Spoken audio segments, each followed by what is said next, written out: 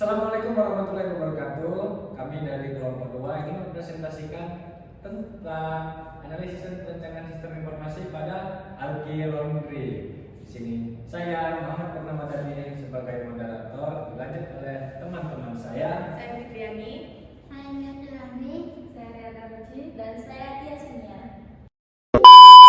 Sebagai singkat klien, Alki Laundry adalah sebuah usaha laundry kecil yang berdiri sejak tahun 2023 yang berlokasi di kampus 3 UIN Sungai Bange. Lokasinya yang strategis di area kampus membuat Alki Laundry menjadi pilihan utama bagi mahasiswa dan warga sekitar untuk kebutuhan jasa cuci pakaian setiap hari. Namun dalam operasionalnya, Alki Laundry masih menggunakan sistem pencatatan manual menggunakan buku nota. Setiap transaksi data pelanggan dan semua datanya itu masih dicatat secara manual. Masalah yang dihadapi di sini, operasionalnya itu masih dibuat secara manual. Baru hal ini sering bikin masalah seperti sering adanya salah catat jumlah pakaian, status pembayaran, lalu susah cari datanya juga, kemudian buku notanya rawan hilang, rusak rekap, laporan keuangan, dan kadang juga penuh dengan coretan apabila ada data yang salah. Dan juga dari masalah itu kami mempunyai ide untuk membuat Alki Laundry ini untuk dibuatkan sebuah sistem informasi yang sederhana untuk bisa mencatat transaksi, status pencucian, laporan keuangan, dan layanan antar cabut secara digital dengan lebih rapi. Harapannya sistem ini bisa membuat kinerjanya lebih mudah, pelayanannya lebih cepat, dan usahanya bisa semakin berkembang. Fitur utamanya di sini ialah kami mengidentifikasi 3 faktor utama yang terlibat langsung dengan sistem. Yang pertama adalah admin laundry, yang kedua customer atau pelanggan, dan yang ketiga adalah bank. Bank di sini dia opsional apabila pelanggan ingin membayarnya lewat transfer, lewat mobile seperti itu. Dan setiap aktor punya peran dan akses ke fitur-fitur sesuai kebutuhan mereka. Hubungan antar fitur digambarkan melalui use case dan secara garis besar seperti berikut. Selanjutnya, admin login. Dan apabila admin lupa password, lupa dengan passwordnya, maka dia akan masuk ke lupa password, baru buat password baru. Lalu kemudian di sini admin juga bisa masuk ke menu order. Kenapa di customer ini nyambung ke sini? Karena memang ini khusus dibuat untuk admin, tidak memang tidak disambungkan ke customer, karena memang yang menginput di sini semua itu admin. Lalu kemudian setelah order cucian, langsung masuk ke status cucian. Apakah statusnya itu masih diproses, belum selesai, atau statusnya sudah selesai gitu. Lalu setelah statusnya memang sudah selesai, maka dia akan langsung masuk ke transaksi. Nah, di sini barulah customer melakukan transaksi oleh admin, baik itu menggunakan bank secara mobile gitu, misalnya transfer, atau langsung secara tunai. Setelah itu buat laporan transaksinya seperti itu. Nah, selanjutnya kelas sinetron. Contoh sistem ini kami gunakan lewat kelas sinetron. Jadi di sini kami jelaskan bagaimana objek-objek penting dalam sistem saling terhubung. Ada 6 customer, yang pertama admin, kategori login, input data dan mengatur semua proses. Yang kedua pelanggan, lalu isi data, nama, nomor HP dan alamat. Yang ketiga transaksi, mencatat jenis layanan, jumlah pakaian dan status pembayaran. Yang keempat layanan, jenis layanan yang tersedia cuci, setrika, kilat. Yang kelima antar jemput, mencatat permintaan dan status pengantaran pakaian. Yang keenam laporan keuangan, otomatis dihasilkan dari data transaksi. Kelas ini saling berhubungan dan mewakili alur sistem di belakangnya dan sampai admin saat bekerja. Yang pertama ada Instagram admin atau pemilik. Di situ berikutnya ada ID admin,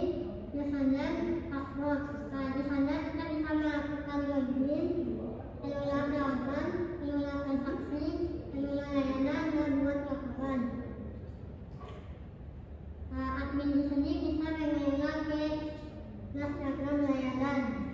Yang berikutnya ada ID layanan, nama layanan, harga diagram, deskripsi. Nah, di sini kita bisa melakukan tambah layanan, ubah layanan, dan hapus layanan. Dan admin berhubungan dengan laporan keuangan. Admin berhubungan ke pelanggan. Pelanggan ini ada ID pelanggan, nama, nomor HP pelanggan. Di sini pelanggan bisa mendaftar, lihat status cucian, pilih layanan, request sampai report. Selanjutnya, admin bisa mengelola transaksi. Transaksi ada ID transaksi, tanggal transaksi, merek pakaian, faktor biaya, ID pelanggan, dan ID layanan. Pada transaksi ini, admin bisa melakukan status pembayaran, status cucian, metode pembayaran, data transaksi, update status, dan update status pembayaran. Selanjutnya, admin berhubungan ke laporan keuangan, yaitu membuat laporan keuangan. Pada laporan keuangan ada ID laporan, tanggal mulai, tanggal selesai, tanggal pendapatan. Nah, di sini ada jenis laporan dan nilai laporan. Sekian tentang diagram. Nah, kemudian ada sequence diagram. Ya, saya jelaskan sedikit. Sequence diagram itu menggambarkan adanya komunikasi antar aktor dan sistem berdasarkan waktu. Di sini singkatnya admin login ke pelanggan bla bla bla, mungkin langsung aja ke diagramnya. Nah, di sini admin melakukan login ke sistem laundry, baru sistem laundry mengonfirmasi bahwa login berhasil. Nah, di sini customer datang untuk order cucian, maka dia langsung ke admin dan admin menginput orderan ke sistem laundry. Kemudian sistem laundry memberi informasi ke admin tentang status cucian. Baru setelah cucian selesai, maka admin laundry akan mengabari gitu ke customer atau customernya memang datang ke admin laundry ya. Nah, kemudian di sini customer melakukan transaksi ke admin laundry. Kemudian setelah transaksi selesai, maka laporan transaksi akan dimasukkan ke sistem. Nah, di sini juga ada jika ini customer ingin melakukan transfer, dia akan masuk ke sistem bank. Maka bank akan memberikan langsung uangnya ke admin. Lalu kemudian jika di login tadi ini ada misalnya lupa sandi, maka login gagal, klik lupa password. Sekian. Nah, untuk konteks diagram saya serahkan pada saudari Yaya. Silakan. Baik, untuk selanjutnya ada konteks diagram, di mana di tahap ini kami membuat konteks diagram untuk memetakan bagaimana sistem berinteraksi dengan pihak luar, yaitu antara pelanggan dan adminnya.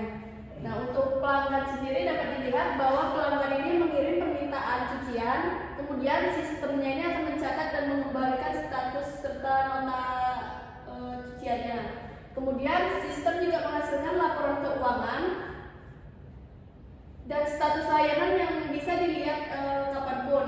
Konteks diagram ini kami buat agar kita bisa melihat sistem sebagai satu kesatuan yang utuh sebelum dijabarkan lebih rinci ke DFD-nya. Selanjutnya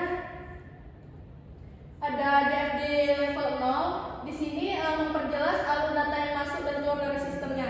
Seperti misal yang pelanggan ini memberikan data pesanan, permintaan layanan, kemudian permintaan status cucian. Kemudian dari admin sendiri yaitu menginput data pelanggan, transaksi laundry, serta update status pembayaran ke dalam seluruh sistem ini. Nah, dari inputan pelanggan ini, sistem ini mengeluarkan output seperti nota transaksi, kemudian informasi status cucian.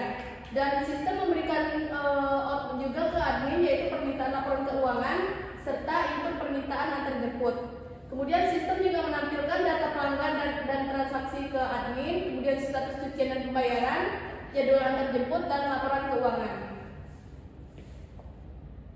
Selanjutnya ada level 1 yang akan dijelaskan oleh saudara Tia.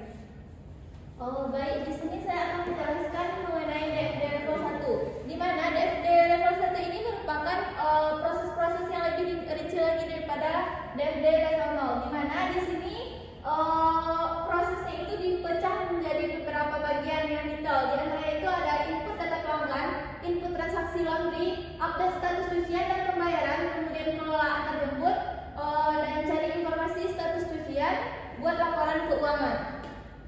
Nah, ini adalah gambaran diagram dari DFD level 1, di mana di sini ada prosesnya, 6 proses, yaitu input data pelanggan, input transaksi laundry, update status cucian dan pembayaran, kemudian manajemen antar jemput, proses pencarian dan informasi, kemudian ada laporan keuangan.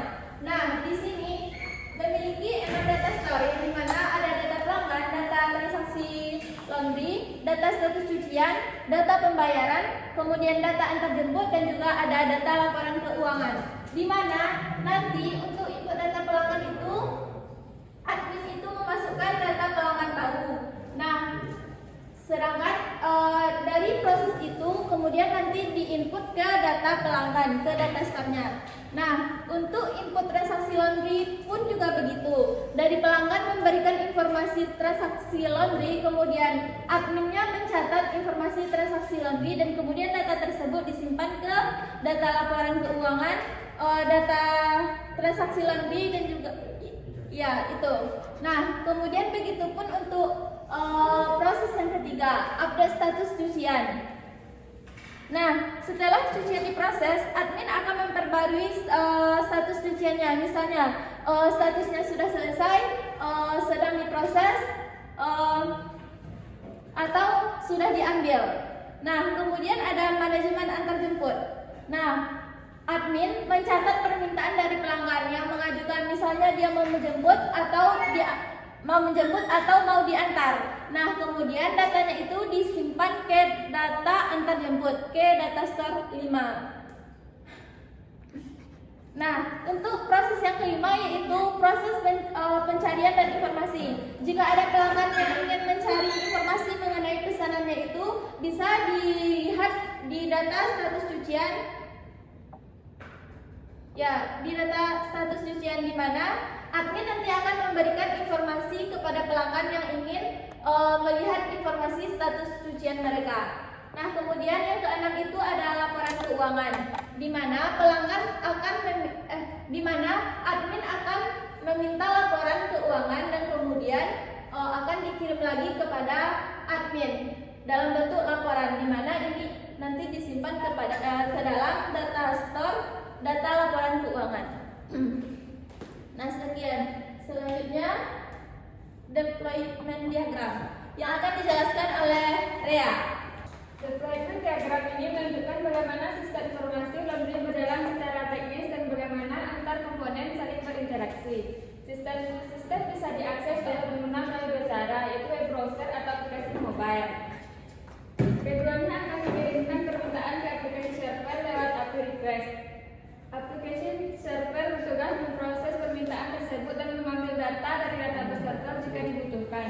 Untuk pembayaran, aplikasi server akan terhubung dengan payment gateway agar pelanggan bisa melakukan transaksi online. Setelah pembayaran berhasil, sistem akan menerima konfirmasi dan menyimpannya ke dalam database.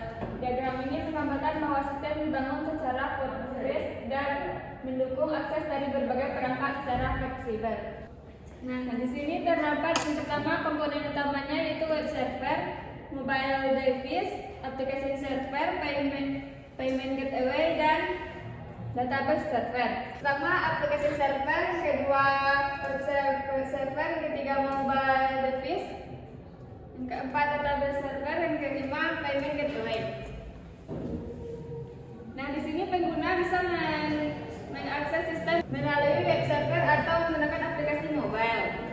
Proses di aplikasi servernya yaitu menerima dan memproses permintaan dari pengguna, mengambil atau menyimpan data ke dalam database. Selanjutnya untuk pembayaran terhubung ke payment gateway agar pengguna bisa melakukan transaksi. Komunikasi antar komponen dilakukan melalui protokol HTTP atau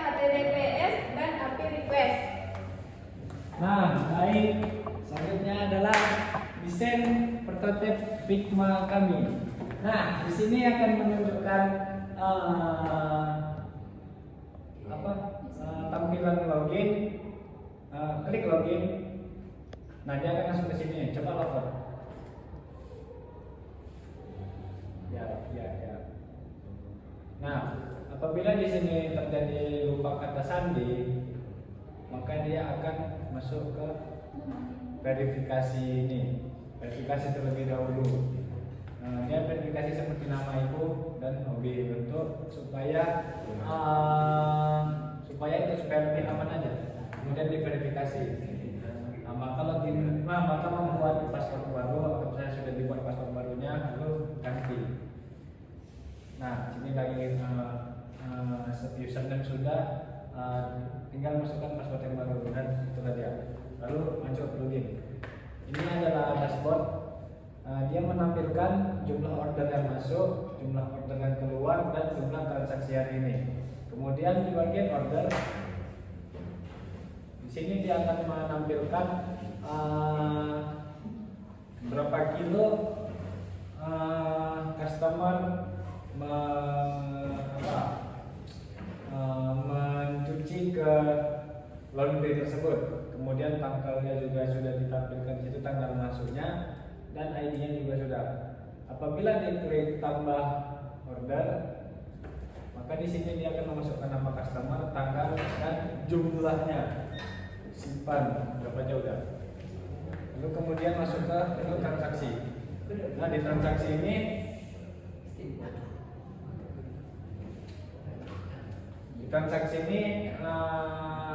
dia akan menampilkan jumlah yang akan dibayar oleh siapa tadi, si customer yang sudah selesai di sini yang sudah ditampilkan. Kemudian buat tambah transaksi. Di sini dia akan memilih mana bisa diklik, mana yang akan yang sudah selesai tapi belum dibayar di bagian order tadi, dan tanggalnya dibuat nanti. Kemudian jumlah rupiahnya berapa dia bayar, kemudian ada pembayarannya masuk ke laporan. Nah, di laporan inilah dia hasil akhirnya untuk laporan dia bagaimana keuangannya, berapa orderan yang masuk selama ini, dan bla bla bla segala macam. Dan di sini dia menampilkan juga apakah dia membayar secara tunai atau transfer bank. Dan itulah mungkin sampai di situ. A few moments later. Mungkin sekian presentasi dari kami. Kami kelompok 2 pamit undur diri. Kami akhiri. Wassalamualaikum warahmatullahi wabarakatuh.